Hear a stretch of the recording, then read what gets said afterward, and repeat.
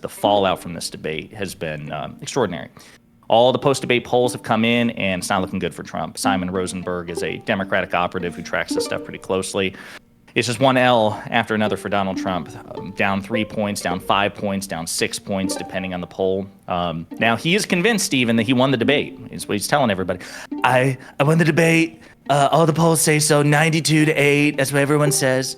But curiously, he's not wanting a rematch. He is publicly saying in speeches and on Truth Social, he's pinned it, that he will not have a second debate with the vice president. So I think that's the single biggest piece of political news of the week. When a boxer wins, yeah, he says they don't ask for a rematch, right? I do think it's funny. I feel like you can tell how the debates go based on the type of, we'll call it cope, that you see afterwards. Instead of, awesome performance by Trump, he annihilated Kamala. I think I saw universally it was a 3-on-1 debate. It was no fair. They gave her the questions in the beginning, like somebody's passing off the questions of, by the way, we're going to be talking about immigration and the economy this debate, like giving her a huge heads up, I guess, on the totally unknown debate topics. Do you think he'll stick to the no debate thing? So it's funny. I don't think so. I think with Donald Trump, number one, pathological liar par excellence. We've everyone says politicians lie, and I suppose there's some truth to that, but it's a huge difference in degree with Donald Trump. I think the moment he gets desperate enough and believes that a third debate is necessary, second debate rather, second with Kamala, third debate total, is necessary for him to win, I think he'll just absolutely do. Pull a switcheroo on this. And as a matter of fact, some people are saying that this is a classic Trump negotiating tactic, man. He's like, no, listen, I don't need it. I'm not interested, waiting for a more lucrative offer. But I will say a lot of MAGA Republicans have gone on the record, and prior specifically to his refusal to have a second debate with her, saying that he needed to have a second debate with her. So you grew up in the neocon era. You know who Bill O'Reilly is. Bill O'Reilly is no longer on Fox, but he has his own website. He's a frequent contributor on News Nation. He was a guest on Piers Morgan, good buddy of yours. And he told Piers and others, he's like, listen, he goes, the vice president should not have a second debate. She got lucky. She just needs to take her victory and go home. But Donald Trump needs a second debate. If I were Harris, I wouldn't do a second debate, but Trump needs one. And then Trump came out and said what he said. So I think there's a lot of discordance in the MAGA camp at the moment, because you also quoted Trump when he was like, prize fighters who lose fights, they demand a rematch. I'm not going to do that. But what was funny was when Trump beat President Biden in their debate, at least that was the conventional wisdom, that he beat him, not that Biden just defeated himself, but that Trump beat him. Trump wanted a rematch. So it's like Trump's logic just shifts from day to day. He said he won the debate. He demanded a rematch.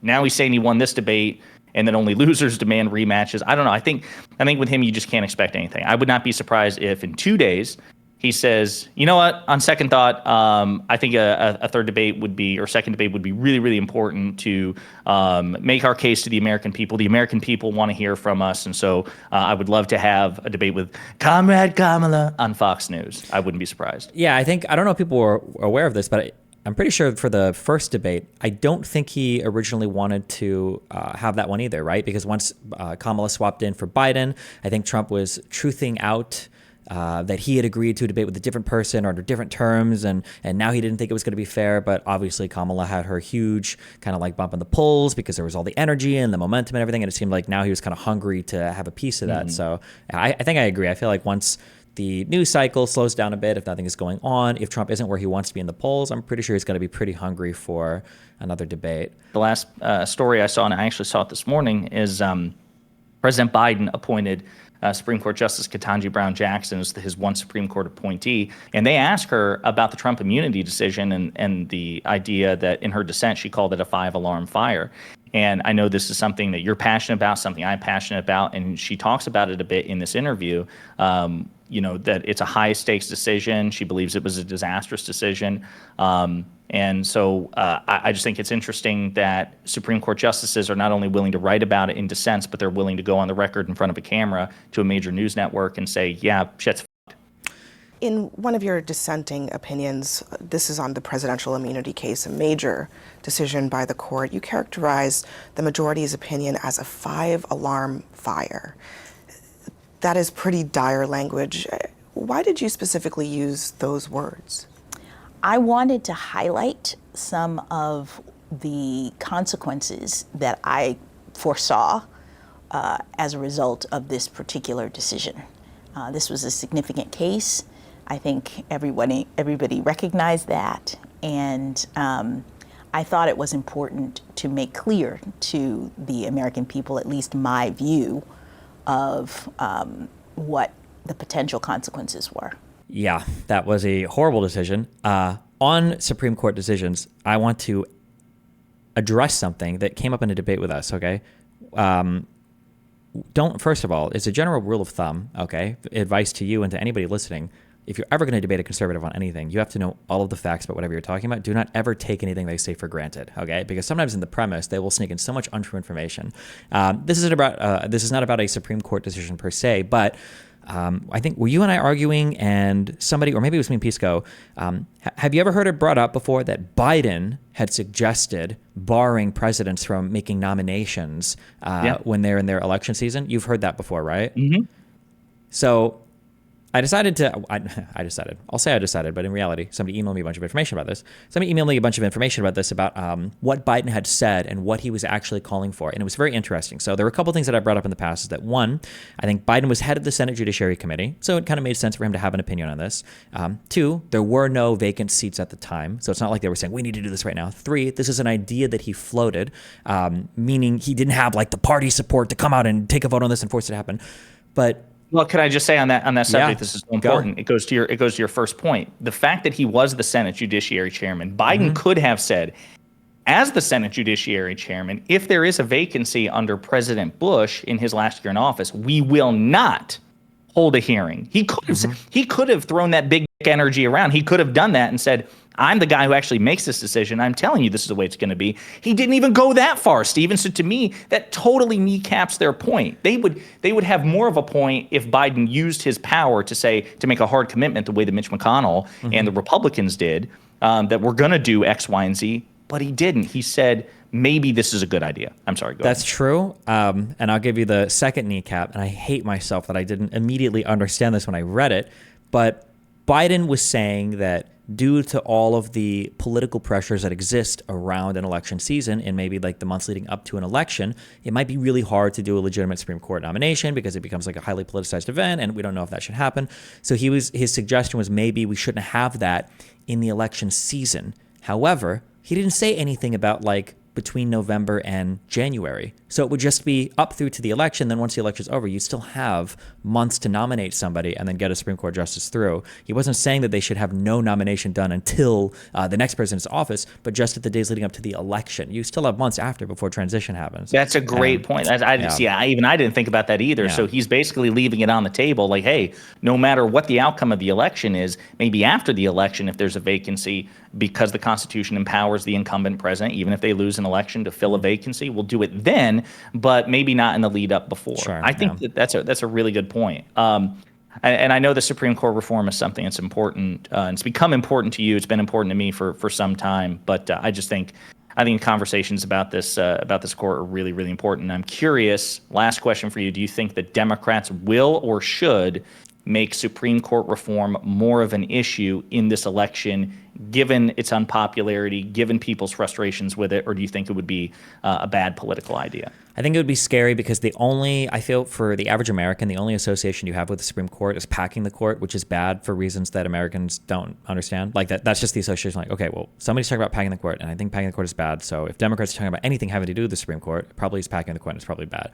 I think that Kamala just needs to continue to personally insult Trump and make fun of him and tell him things like dictators are going to eat you up for lunch. And I think she needs to spotlight more the idea that Donald Trump is just nice to whoever said the last nice thing to him. I think that those are winning strategies more than talking about any kind of broad court reform. I do think for the health of our democracy, for the health of our republic, for the health of our country, I think there needs to be some type of change, though, with the Supreme Court insofar as some kind of more enforceable ethics, whether that's by impeachment or something else, and potentially term limits, although not because when people talk about term limits, I think I'm starting to realize it's because they don't want people in there for too long or to be too old, but just because I think it'd be nice to have it so that every election cycle, like one president or one 4-year block gets one Supreme Court nomination. Because this playing the lottery on Supreme Court picks is wild to me. Yeah, you want to systematize it. Makes it's less high stakes. It's less like Russian roulette. I totally agree that the frequency of regularity, I think, would be just more stabilizing for the country as a whole. And I think then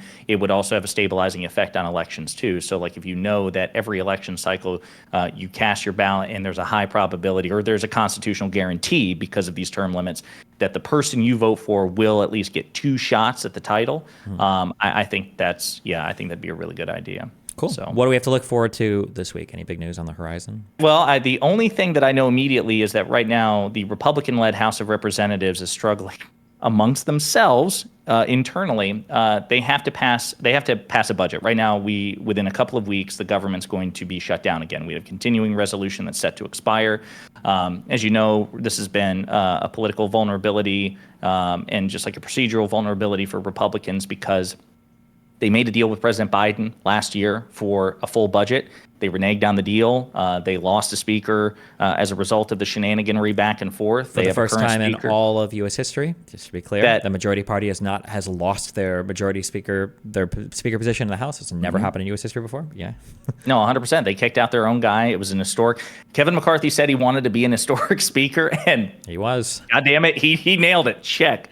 But this is still the problem because there are some moderate Republicans who recognize we got to keep the lights on, and if we don't, historically speaking, Republicans have been punished electorally. The one time that the American electorate is sane, historically speaking, when Republicans shut down the government, they usually suffer consequences in the polls and in elections. The one time when Americans have their eyes on the prize, like, yeah, this is their fault because they're the ones who do it, instead of blaming just whoever happens to be president. However, you have the far right flank in the House of Representatives who are like, no, Democrats better give us every goddamn thing we ask for. Otherwise, we're going to shut the whole thing down. Trump is calling for that as well. And so Mike Johnson is kind of screwed. He's in a rock and a hard place because he just doesn't have the numbers to do that. He will eventually have to turn to Democrats to keep the government funded, in which case, as far as I'm concerned, Democrats should break it off in him by demanding concession after concession after concession to help him clean up his mess. But that's still ongoing, and there's a lot of tension right now in the House Republican Party. So we may have a government shutdown right before an election. All right. Well, exciting things to keep track of. We'll check in with you next week. Thanks for joining me. Yeah, I appreciate it, man. What's up, Pisco? What do you got for us today? There was a bombshell indictment dropped by the Justice Department alleging a Russian propaganda campaign that was specifically using well-known creators in the YouTube political space and on online social media influencers to spread certain Russian talking points and to fund specifically the creation of videos or content related to pro-Russian narratives, or at least destabilizing narratives. Ukraine is the enemy of this country. Ukraine is our enemy, being funded by the Democrats. I will stress this again. One of the greatest enemies of our nation right now is Ukraine. Ukraine is the greatest threat to this nation and to the world. We should rescind all funding and financing, pull out all military support, and we should apologize to Russia. The indictment alleged 2 counts against 2 individuals, persons that were employees for RT. RT was used to be known as Russia Today, is considered by the Justice Department and by the United States government to be sort of a wing of the Russian state, and certainly connected to or in league with the aims of the Russian government. What the fact pattern is that 2 individuals who we now understand to be Lauren Chen and her husband, whose name I'm not recalling at the moment. Liam Donovan, I believe, yeah.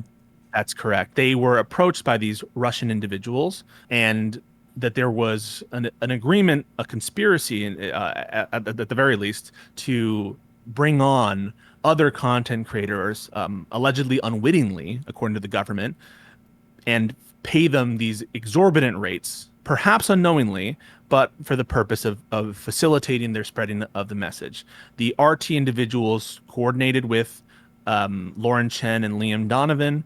They helped them in terms of logistics, gave editing advice, gave even content direction at times. I encourage everyone to read the statute about what was alleged. The counts relate to a conspiracy to violate FARA and a money laundering scheme. FARA means that they didn't register as a foreign agent when they were giving either direction or money, which they did both, as an unregistered foreign agent to a media company inside the United States. And then the second count related to money laundering was because obviously the funds were coming through illegitimate means. I think one of the lines in the indictment showed that I think one of the transfers was to a bank in New York, and the line was like iPhone Max 512 gigabyte in all caps or whatever. So obviously lying about what the money transfers were for as well. So there's this impression that all foreign interference or all foreign influence is illegal. That's not true. There's an impression that all advocacy on behalf of a foreign nation is illegal. That's not true. Or that all advocacy promoting a foreign nation is illegal. That's not true. The context in which this often comes up in are organizations like AIPAC, organizations which promote the interest of American-Israeli relations and strong promotion of Israel's security and that kind of thing. Also, additionally, people who are advocating for Ukrainian interests in the United States. There are also people who allege that Hunter Biden violated FARA in certain ways. In recent history, there have been accusations and, in fact, indictments related to certain people connected to Trump. Paul Manafort, there was a famous FARA indictment. Number one, understand that FARA is specifically targeting the registration of foreign agents of foreign principals. So number one, recognize that it's about registration. It's not about stopping all foreign influence. We just want the American people to be put on notice when you are an agent of a foreign principal to name yourself and to out yourself. Which, number two, to be clear, also, this makes sense, right? Like if the United States and our policies impact a ton of different people around the world. If other people around the world want to advocate, through our media channels for their countries or on behalf of policies in the United States that would impact their countries, that's probably fine. I think I would hope that as an American, I could go to Ukraine or Israel or whatever and be on their media and say, like, hey guys, you should do this. It helps the United States a lot. It's really important. It's okay to do that. But they just need to know that I'm an American doing it, right? I'm not putting on a disguise and pretending like I'm one of your own and astroturfing some kind of project like that. I think it says something meaningful if there are 20 people on social media and you see 10 of them are advocating for policy A and the other 10 are advocating for policy B. If there was an unmasking and we saw that 10 of the people advocating for policy A were Americans and 8 of the 10 people advocating for policy B were, say, Russians, I think that would influence how people view the information. Again, it's not like a banning of the speech. If people want to say things, that's fine, but at least be honest about who you are or where the direction or funding is coming from. I think that's right. And I think that people should realize the founding of the country, one of the biggest fears of our framers was, in fact, foreign influence. One of the purposes behind our union and for it to be a vigorous government was to resist sometimes the foreign tendency to break apart the binds of the several states. That was one of the explicit fears. And in fact, you had a lot of fear mongering in the early days about French involvement, British involvement, and a lot of looking behind and under rocks and corners to see who was the foreigner trying to influence things, sometimes for good, sometimes for ill. If you remember George Washington's speech, he very much worried about entangling relationships and influences from overseas. And so at times you can maybe argue that it's maybe too vigorous or too much, but this is a founding principle or fear of our government, is to out foreign influence. And I agree it needs to be balanced by certain First Amendment interests, and that much is true. But also notice the other part to FARA, which is it doesn't ban all speech that could incidentally help another country, or even all speech that is in the interest of another country. It's about foreign agents, and that means a particular thing. An agency relationship means a particular type of thing. And so I want to go over, with our last little bit of time here, some of the key terms in the FARA statute. And first, I'm going to define for you the term person in FARA, which is different than you might think. And it's actually true across many different statutory schemes in the United States. You need to look at the definition sections, because sometimes a definition can be broader than you think. So, for example, the term person under FARA includes any individual, partnership, association, corporation, organization, or any other combination of individuals. That's what a person means.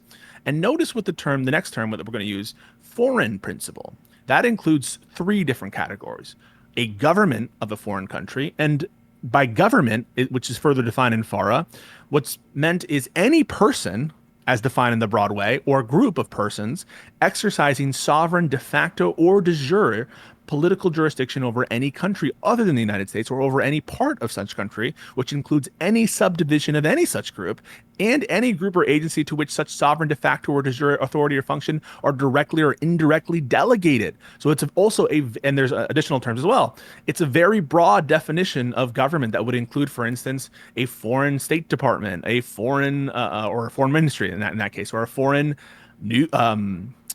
like intelligence agency. Hearing that definition, you know, it'd be really funny. I'm really curious. There was I think it was against the Bureau of Land Management. There were some people that took federal land over. Do you know what I'm talking about?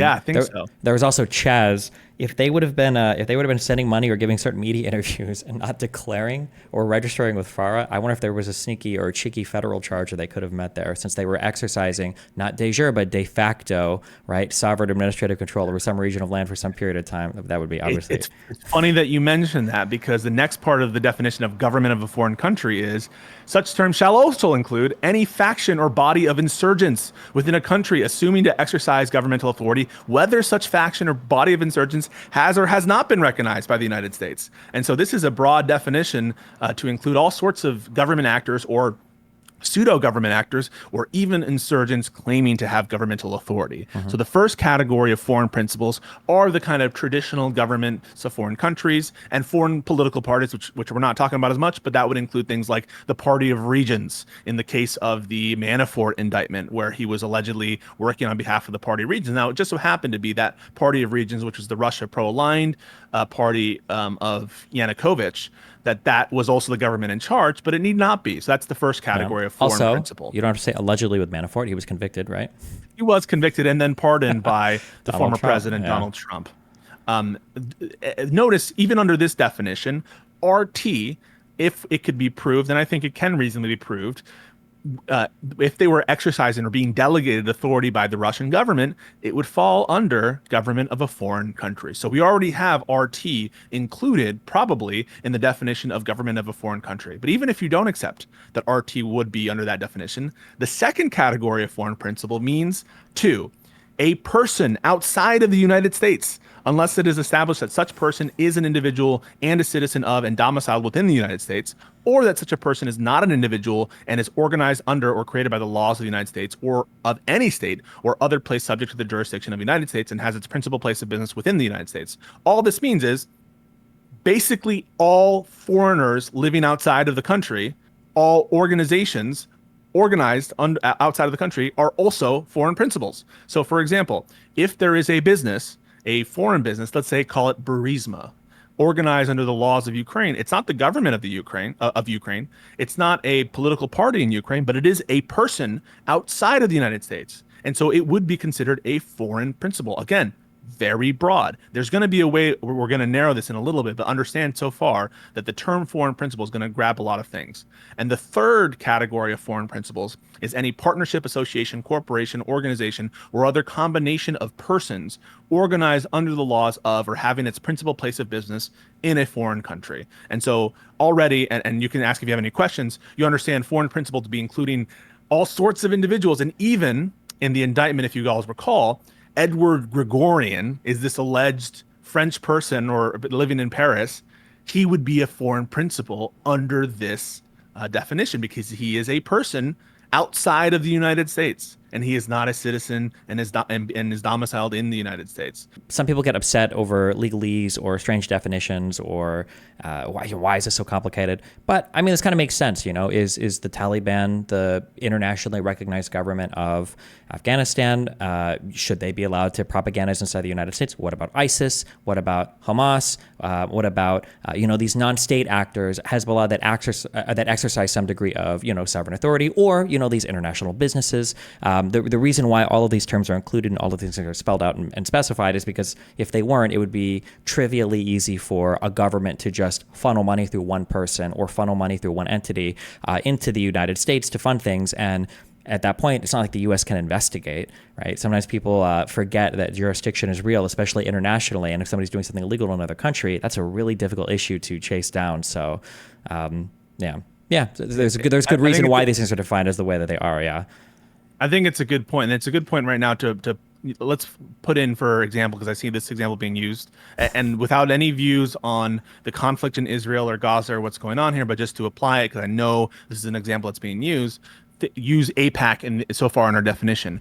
APAC is not a foreign principle so far, because APAC is not a government or foreign country. It's not a foreign political party. It's not a person outside the United States. It's not a partnership, association, corporation, organization, or combination of persons outside the United States. So we know that APAC is not a foreign principle. Now, Israel is a foreign principle. Israel is a government of a foreign country, but APAC is not Israel. And so in order to have this one-to-one comparison, again, without having any views on the conflict or anything like that, just for purposes of FARA, you're now going to have to get into the meat and potatoes of what it means to be an agent of a foreign principle. And so the question is going to be, were these two were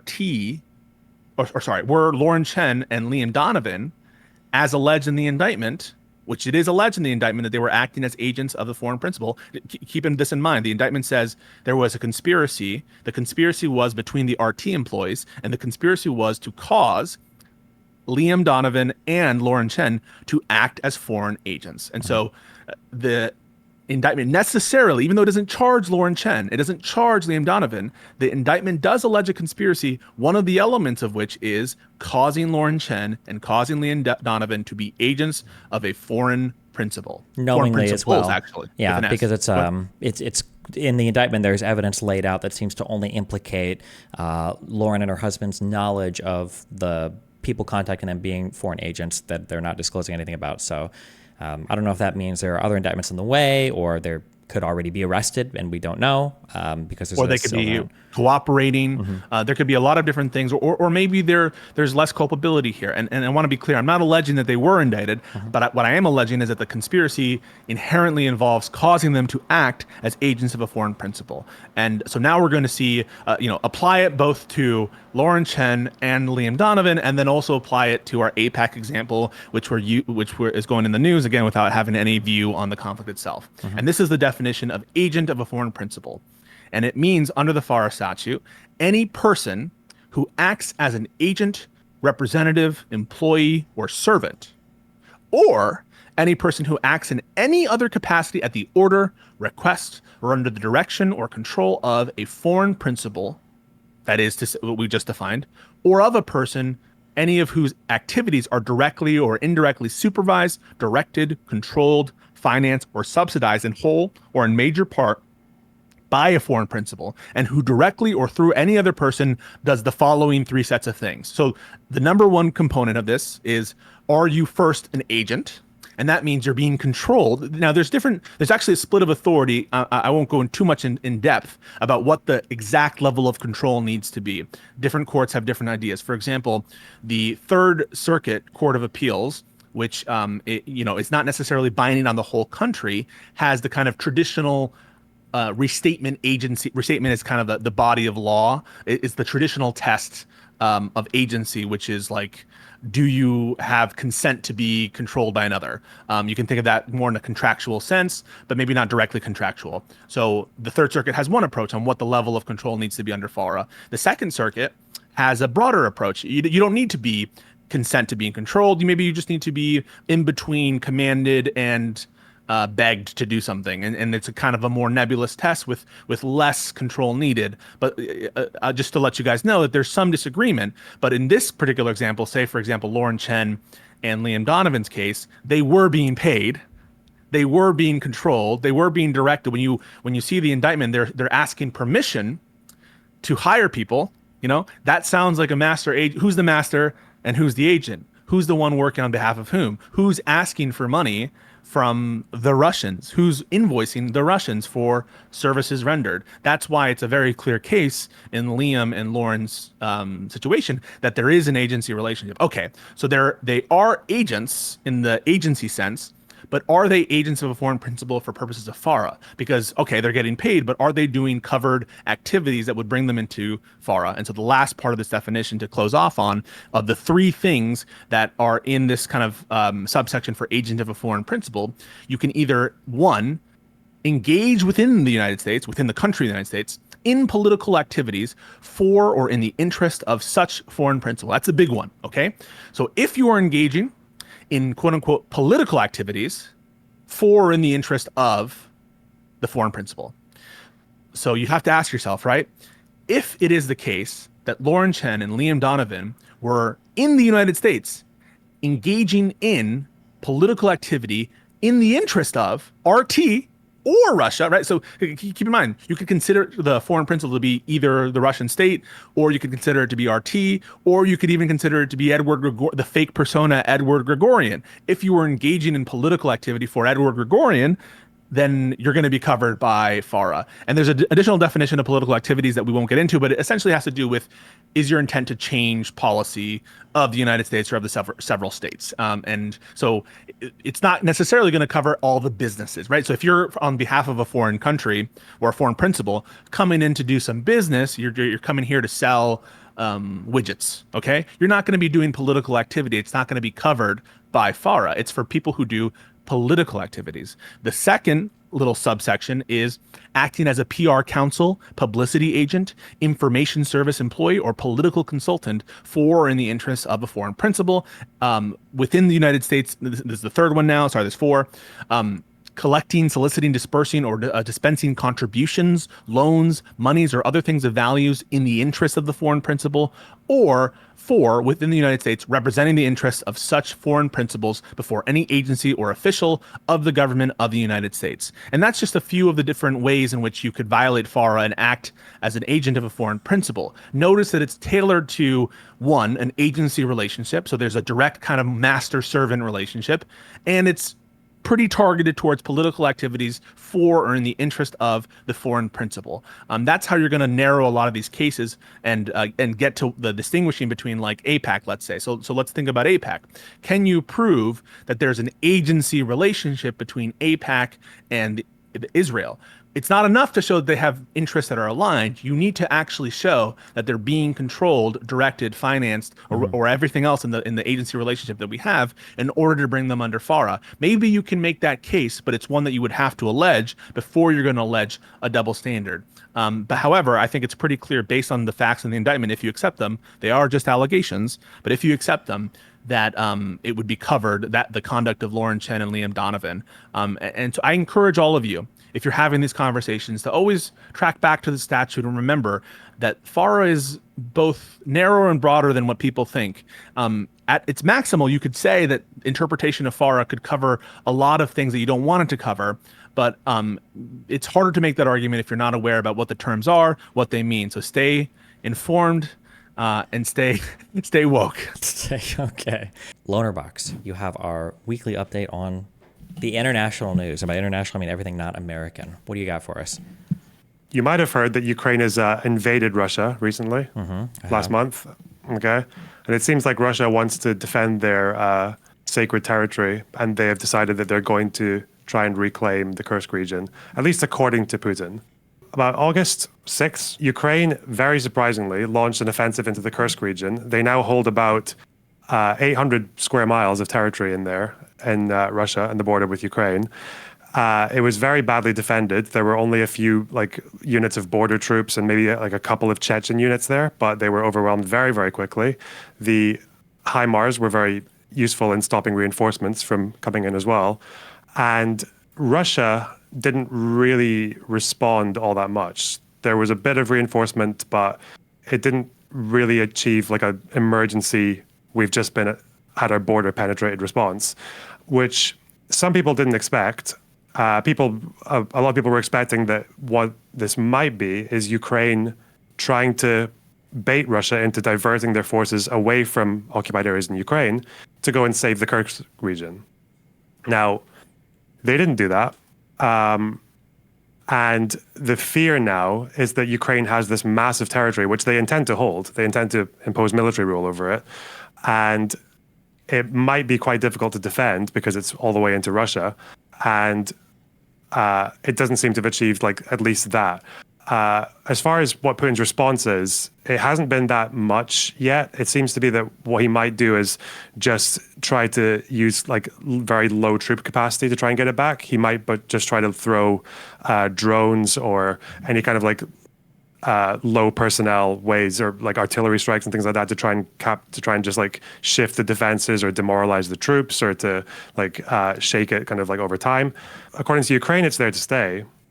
According to Russia, Putin said he's going to try to get it back, but there's not really any signs so far of any massive diversion of troops away. There have been some movements away from Kherson, Zaporizhia, but definitely not as much Donbass.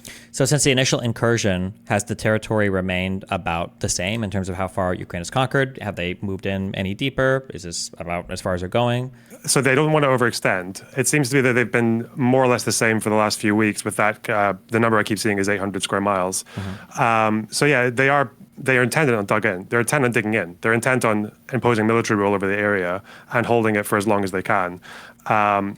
The only issue is it just doesn't seem to have so far caused any kind of weakening of Russian defenses in the Donbass. For Ukraine, that's not really a massive issue just yet. They've managed to conscript a lot more people through their new laws that came in just a few months ago. Their defenses are pretty solidified where they are. But it seems to be that Russia, or Putin, has decided that Ukraine territory is too big to fail. Like, he doesn't really want to risk losing any of that to try and get the Kursk region back. Does this have any impact on domestic Russian politics? Do the Russian people feel differently now that Ukrainian troops are taking territory in their country? Has Putin had to change his messaging at all, or? Well, it's demoralizing, and once again, Putin has mentioned that he's threatening, I don't know how many times he's done this now, but I think he's threatening to test nuclear weapons in Russia. I don't know if he means to do that in Kursk, or probably just do like a nuclear test somewhere where there's no one actually there to hit. But him saying that is very different from him doing it, because he said it enough times now.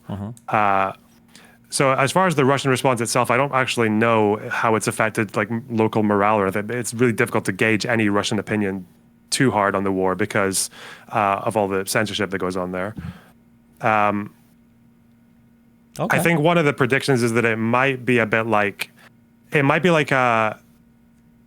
Putin is intent on trying to get it back, the fact is that it would just be really like a morale thing, because like the whole fear of just losing that region. And the thing with Russia is that they seem to be a little bit arbitrary in terms of the way that they try to contain losses, because there was a big battle in 2023 for the Krinky village across the Dnieper River, which I've definitely pronounced incorrectly, where Russia prioritized retaking this village that didn't really have any strategic importance, or very low, and they suffered massive losses as a result of that. That was, similar things to what Prigozhin was screaming about, with a bunch of people just getting thrown in like sacks of meat towards a very unimportant area.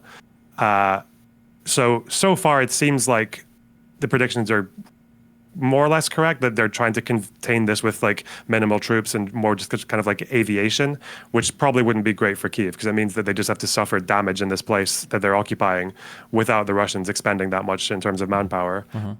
Estimates are that they'll need about 50,000 people to try and take Kursk back. Damn. Okay. It was just yesterday Putin announced that his intent is to fight back for Kursk. So we'll probably know within a couple of weeks, or even the next week, what he actually means by that. Is it just going to be them sending over a bunch of UAVs and firing artillery from a distance, or are they actually going to gather troops?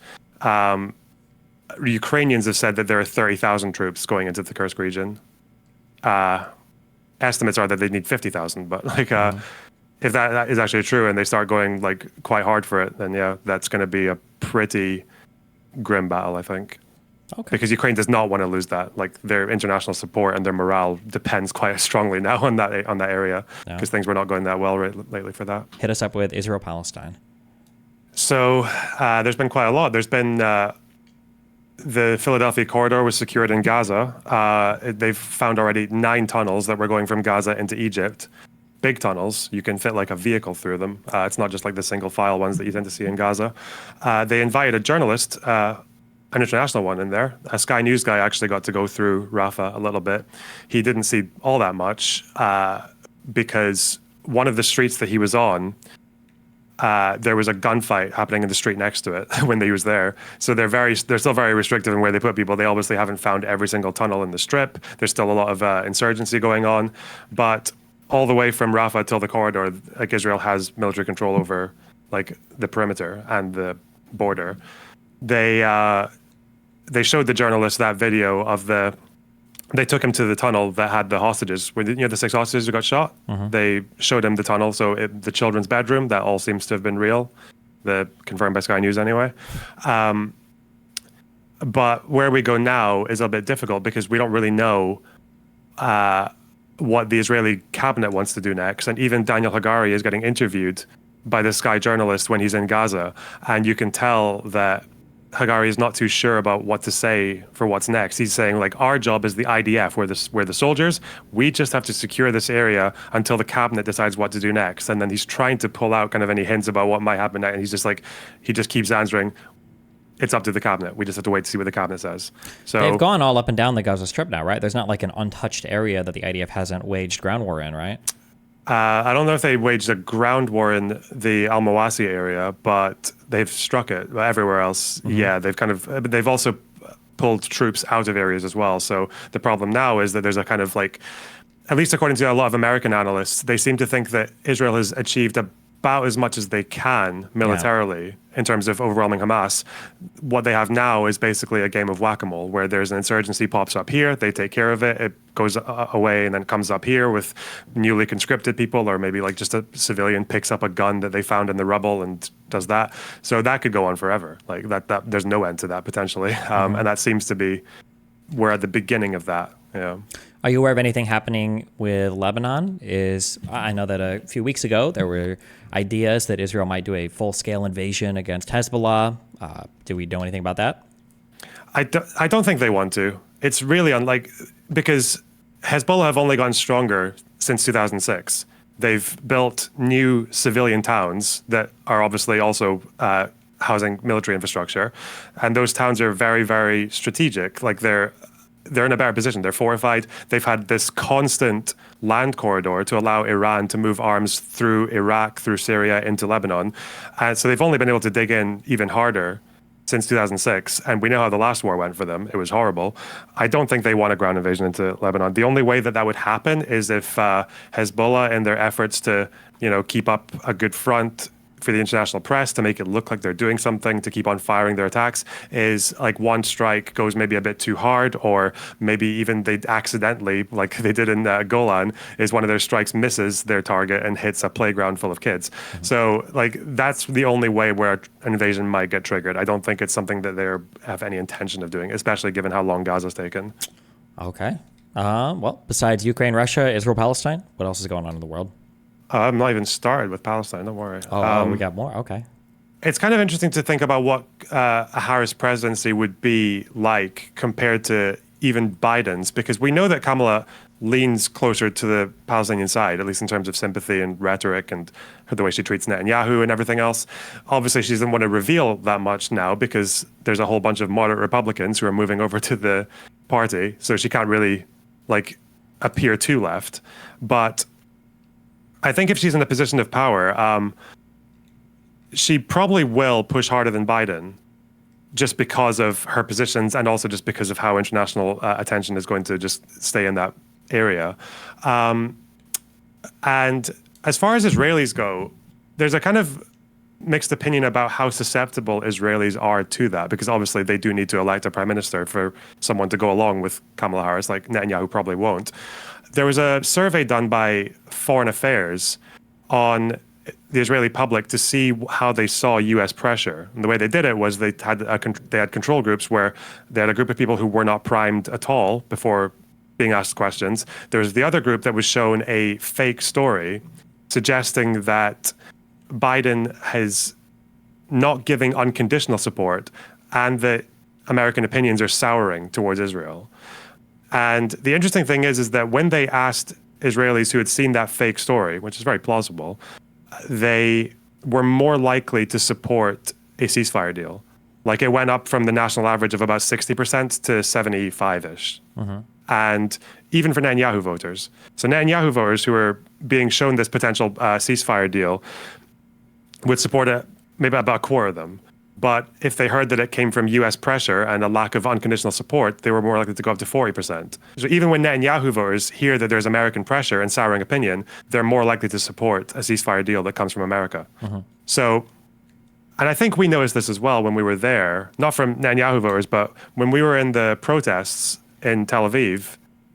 I don't know if I even told you about this because it's just people I was talking to, but it was people who I asked them who their idea of a good leader would be for Israel. I expect them to say people like maybe Gallant or maybe Gantz or maybe even Yair Golan, but they didn't say it. They said the first name they came up with. First of all, they're like, well, I don't know. They're lost. And then the first name they came up with in 3 cases was Biden, someone like Biden. Interesting. Like, it's interesting that the Israeli public that has just even an ounce of sympathy for like a peaceful solution or like desire for a peaceful solution, they don't see that in any of their own leaders. They see it in Biden first, like an American president. And that's not like lacking in historical precedent. Often, like when Israel gets pushed forward, it's either because of a war or it's because of American pressure, usually both. So Jimmy it does Carter show was that famous for the Egyptian peace deal, and Bill Clinton was famous for trying to make Camp David happen between the Palestinians and the Israelis. Yeah. Yep, and Reagan in the Lebanon war with withholding arms, and even actually, I didn't know this, that Margaret Thatcher, for about 13 or 14 years, actually completely stopped UK arms sales to Israel because of the first Lebanon war. She didn't lift them until after the first Intifada. Are you saying you're a big Thatcher supporter now? Listen, that's one step in the right direction. That and the Falklands. Everything else, she's still questionable, okay? So it does show that like America has a lot more latitude than it thinks, and seeing that happen with Kamala Harris might be kind of interesting. Okay. That supports my opinion that I feel like the most important thing for any progress in that region is actual strong leadership, that there are individuals that need to come forward and be willing to take a little bit of a political risk to make something happen because, it's not going to happen organically. Like the situation's not just going to go away. So, Yeah, but the question is for America is like, is there any, I feel like a president at the end of the day is still only as good as public opinion will allow them to be. And although Biden and Kamala have been more progressive on Israel-Palestine, at least than the last couple of administrations, do you think the way that pro-Palestine voices in America are, do you think that makes it like easier or harder for people like Biden and Kamala to make concessions? Because I feel like now any move left on Israel-Palestine just inextricably links people like Kamala with the likes of like Jill Stein or the more far left voices who are just like the arms embargo camp, right? Yeah, I mean, I would say it makes things more difficult. But I mean, it's still a minority of the population, a minority of the party. It just gets way more news coverage than anything else, unfortunately. Okay. I guess we'll just have to see how that one goes. The West Bank's been very busy lately. Tell us what's going on. Last month, there was an attempted suicide bombing in Tel Aviv. It was a joint operation by the Al-Qassam and Al-Quds brigades, the military units of Hamas and Islamic Jihad, respectively. It was botched, so didn't kill anyone. Or I don't think it didn't kill any Israelis. It might have killed the attempted attackers. I can't remember. And there seemed to be like there was some intention for them to try operations like that in the future. We know that Hamas and Islamic Jihad, when they're in the West Bank, they usually attack settlers. Like that's usually what they do. And there's a military presence there to deal with that. Them trying to go into Israel is a slightly newer thing. We haven't seen that too much recently. So in connection with that and in connection with just raised activity in general, Israel, at the end of last month, launched a raid into the West Bank, mainly focused around the refugee camps in Tulkarm and in Jenin, and I think just a couple of other places around the north of the West Bank. That lasted about 2 weeks. About 30 people died in total. 1 Israeli soldier died.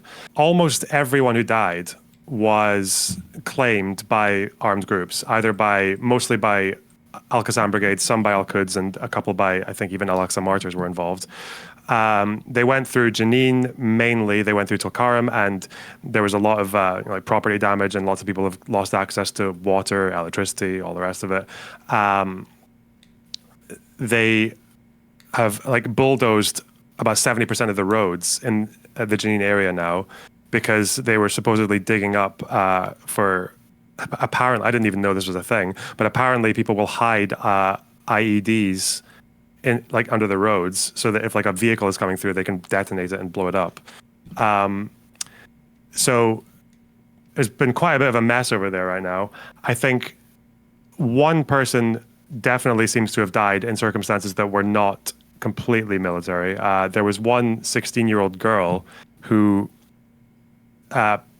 seems to have just like pushed her head out the window when there was a gunfight in the house next to them and got shot by a sniper. So By the IDF side, is that? yeah, by the IDF side. So the IDF side of the story is that there was like they had made a warning to the two houses, one where there was a gunfight and the other one which was just next to it.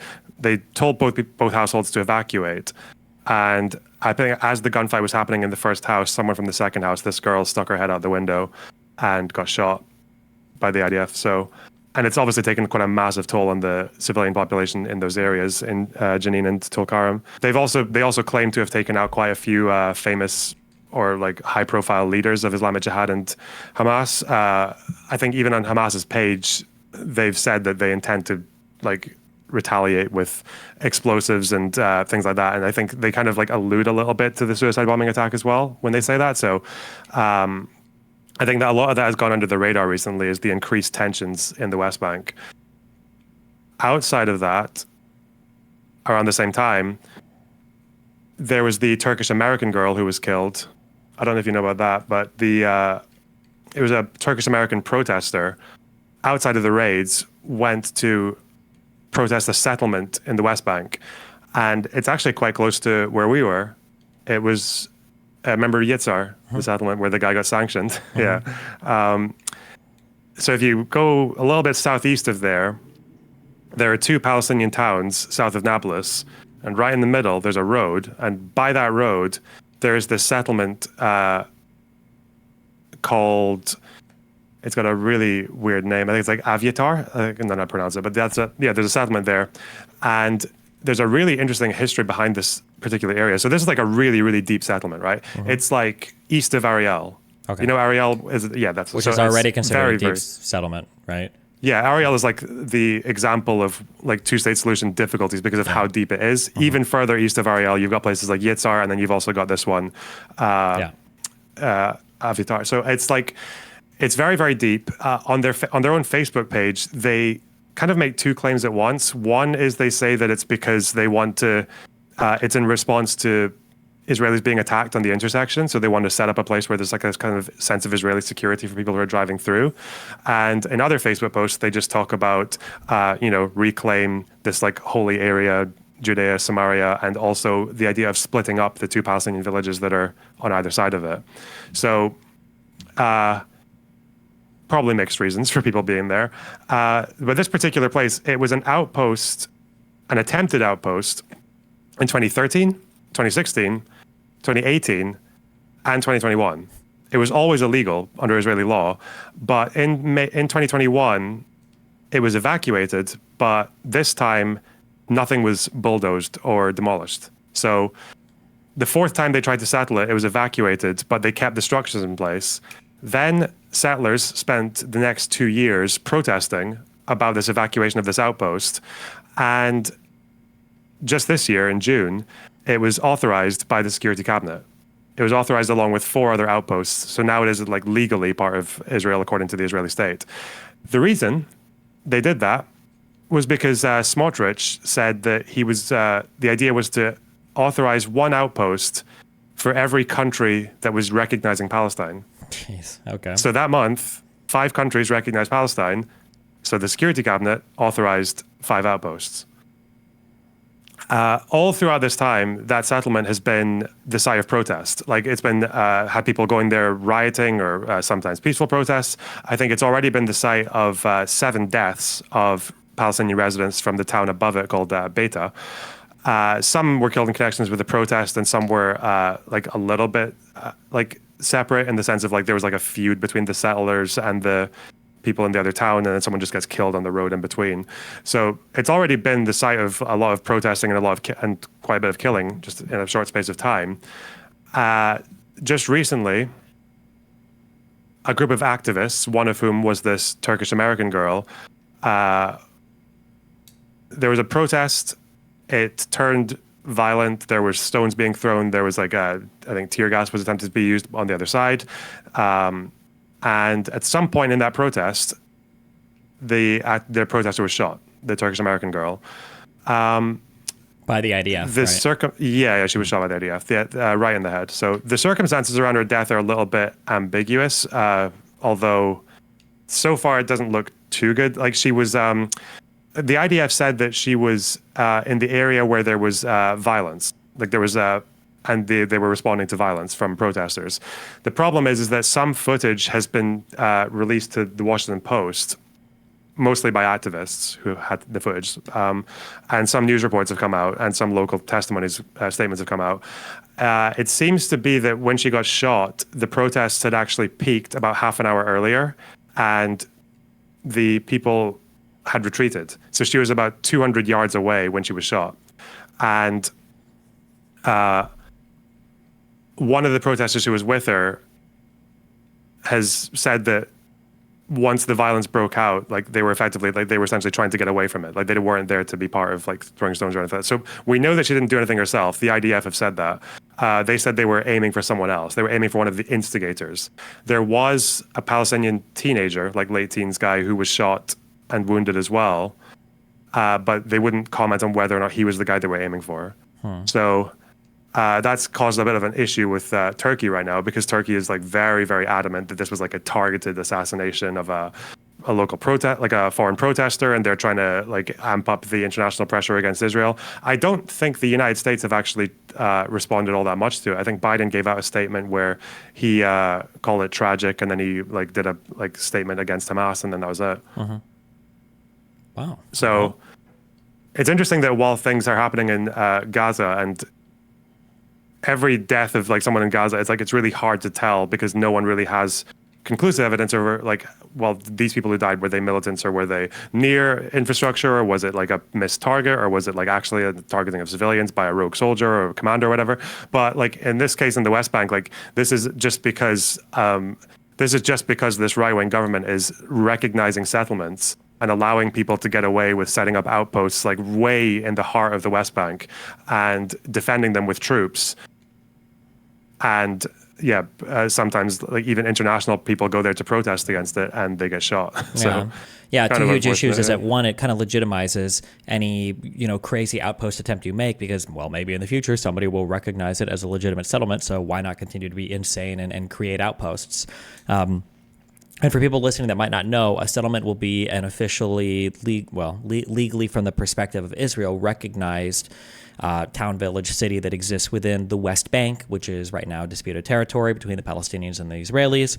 An outpost is not generally officially recognized. It's just basically settlers go out deeper into territory that is ostensibly belonging to the Palestinians in some form right now, and then they'll either roll out RVs or trucks or try to build like shacks or houses or whatever. They get bulldozed, they go away, they come back over and over again until eventually, hopefully, if it stays long enough, they can make the argument that like, well, hey, look, we're like a city or town, you can't evacuate us. And then, now we've seen some of them be recognized as, or 5, I guess you said, were recognized as official settlements. So it seems to provide a good incentive for all those people to continue making outposts. And then it's also sad that obviously the situation in the Gaza Strip has been catastrophic for like a year now, and it would be sad if the West Bank started to deteriorate as well in terms of conditions. So yeah, the way that, so what you said about outposts, yeah, like every outpost is illegal by Israeli law.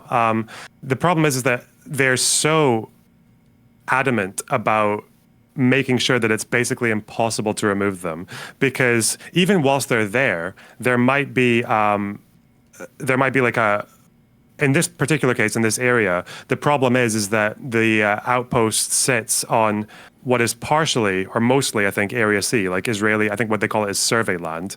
But some of it seems to also be on top of Palestinian private property.